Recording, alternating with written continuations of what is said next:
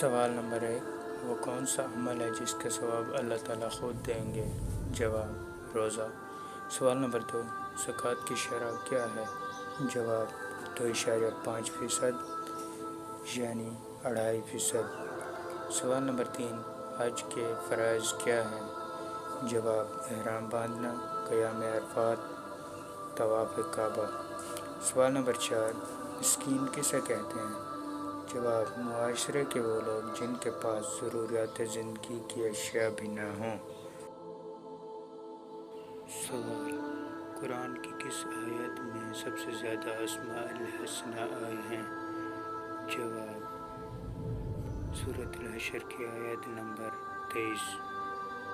سوال: قرآن کے کون سے 2 جملے ہیں جن کو الٹا بھی پڑھا جائے تو اسی طرح پڑھے جاتے ہیں؟